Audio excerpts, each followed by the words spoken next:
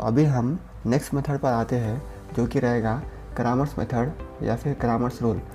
तो इसको सॉल्व किस तरह से करते हैं देखिए हम लोग।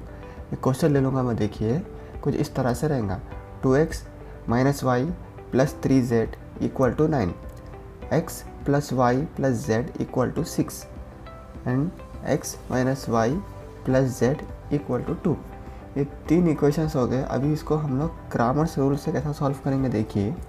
तो इस बात का ध्यान रखना है फ्रेंड्स, आप लोग जब भी क्वेश्चंस सॉल्व करें आप लोग क्रामर्स मेथड के, तो कांस्टेंट हमेशा राइट हैंड साइड पर सेंड होना चाहिए, क्योंकि कांस्टेंट जो है वेरिएबल्स के साथ नहीं होना चाहिए। पहले सेंड कर दीजिए, उसके बाद ही आगे का प्रोसेस कर सकते हैं हम लोग। तो किस तरह से सॉल्व करेंगे हम लोग देखिए, मैं करके बता दे रहा हूँ आप लोगों को। तो क्या करना है, पहले a लिख देंगे हम लोग फर्स्ट, फिर उसके बाद x लिख देंगे हम लोग, फिर उसके बाद लिख देंगे b, या कुछ टेक्स्ट बुक्स में आप लोगों को d से ही बतलाएंगे। ये हो गया हमें।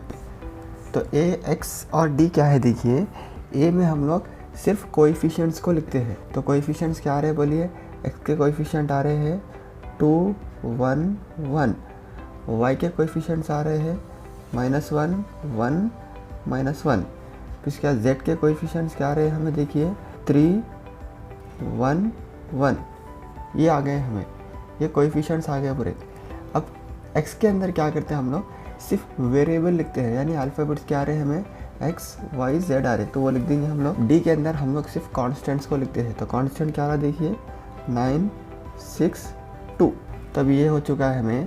तो अभी इसे सॉल्व किस तरह से करते हैं देखिए हम लोग। फर्स्ट हम लोग जो है इसे डेल्टा निकालते हैं, यानी कि डिटर्मिनेंट। तो किस तरह से सॉल्व करेंगे देखिए डिटर्मिनेंट को। जैसा कि मैंने पहले की वीडियो में भी कहा था आप लोगों को, जब भी हम लोग डिटर्मिनेंट को सॉल्व करते हैं इस एलिमेंट के साइन को मेंशन कर देते हैं, जो कि रहेगा प्लस माइनस प्लस।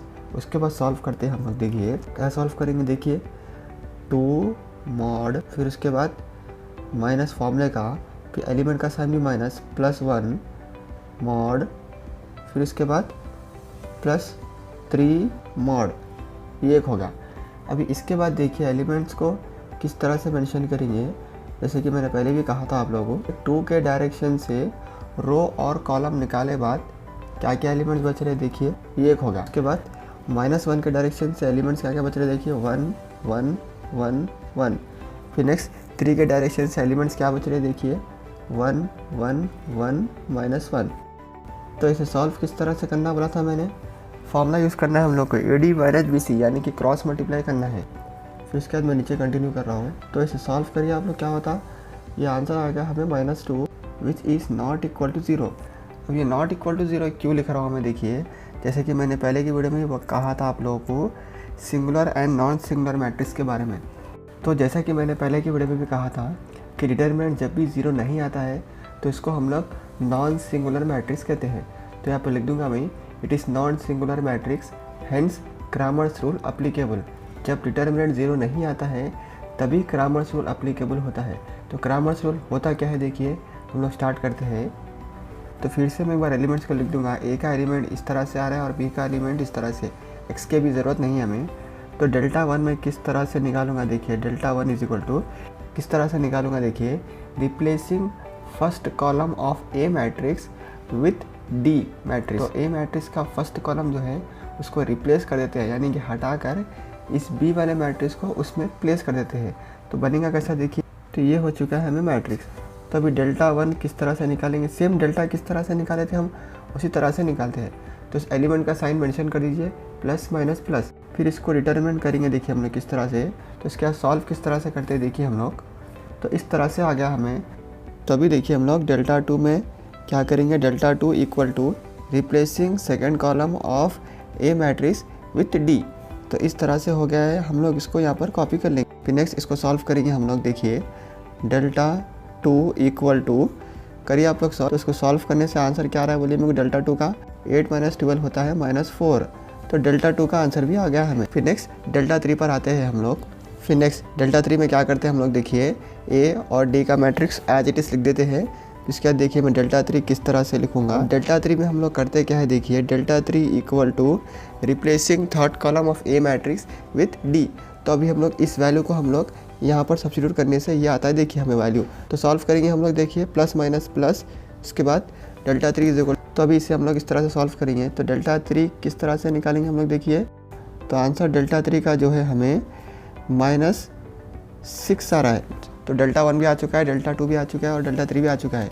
तो अभी इस सभी वैल्यू को हम लोग एक्स वाई जेड से कैसे सॉल्व करते हैं देखिए हम लोग। तो किस तरह से सॉल्व करते हैं हम लोग देखिए, x इज इक्वल टू, फिर गैप दे रहा हूँ मैं, y इक्वल टू, फिर गैप दे रहा हूँ मैं, z इक्वल टू। क्या करना है देखिए, x के अंदर जो है हम लोग डेल्टा 1 बाई डेल्टा लिखते हैं, y के अंदर डेल्टा 2 बाई डेल्टा लिखते हैं, z के अंदर जो है डेल्टा 3 बाई डेल्टा लिखते हैं। तो क्या आ रहा है बोलिए, x के अंदर डेल्टा 1 जो है -2 आ रहा है, डेल्टा तो -2 आ रहा था कैसे भी। फिर y इज इक्वल डेल्टा 2 का वैल्यू -4 आ रहा है, डेल्टा का वैल्यू -2। फिर z का वैल्यू जो है डेल्टा 3 का वैल्यू -6 आ रहा है और डेल्टा का वैल्यू वैसे ही -2 आ रहा था। तो अभी इसे कैंसिल करिए आप लोग देखिए, कैंसिल 2 1 ज़ा 2, तो x का वैल्यू हो चुका है 1। फिर कैंसिल y का वैल्यू हो चुका है हमें 2। फिर माइनस कैंसिल, 2 का टेबल करिए, z का वैल्यू हो गया है 3। तो इस तरह से निकालते हम लोग, x का वैल्यू भी आ चुका है और y का वैल्यू भी आ चुका है हमें और z का वैल्यू भी आ चुका है। तो therefore x equal to 1, y equal to 2, z equal to 3। तो यहाँ पर तो आंसर ख़त्म हो चुका है। अगर आप लोगों को डाउट है कि अगर आप लोग करेक्ट कर रहे हैं या रॉन्ग कर रहे हैं, तो आप लोग अपने से वेरीफाई कर सकते हैं कि करेक्ट आ रहा नहीं आ रहा आंसर आप लोगों को। ये एग्ज़ाम में नेसेसरी नहीं है आप लोगों को, ये आप लोगों के डाउट के लिए कि आप लोग सही कर रहे हैं या नहीं बोलकर। तो मैं तीनों में से कोई सा भी इक्वेशन लूँगा, जैसे कि सपोज़ x + y + z है इक्वल टू 6, ये वैल्यू आया था ना हमें। तो इस इक्वेशन में ये x y z के वैल्यू सब्स्टिट्यूट करिए आप लोग।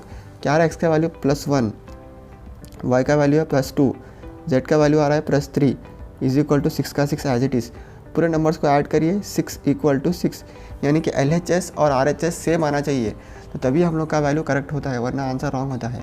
तो आई होप फ्रेंड्स आप सभी को आज का टॉपिक समझ में आया होगा।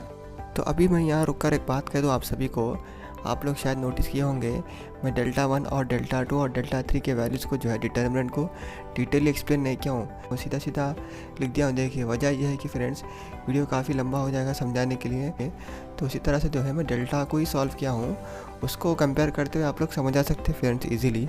अगर आप लोग उसके बाद भी कुछ डाउट आ रहा है, तो मैंने पहले की वीडियोस में डिटरमिनेंट के क्वेश्चंस को किस तरह से सॉल्व करते हैं वो मैंने बतला दिया है, चाहे तो आप लोग जाके चेक कर सकते हो वीडियो के डिस्क्रिप्शन में। तो इंशाल्लाह हम लोग फ्रेंड्स नेक्स्ट वीडियो में मिलते हैं एक नए टॉपिक के साथ। तब तक के लिए study well and take care.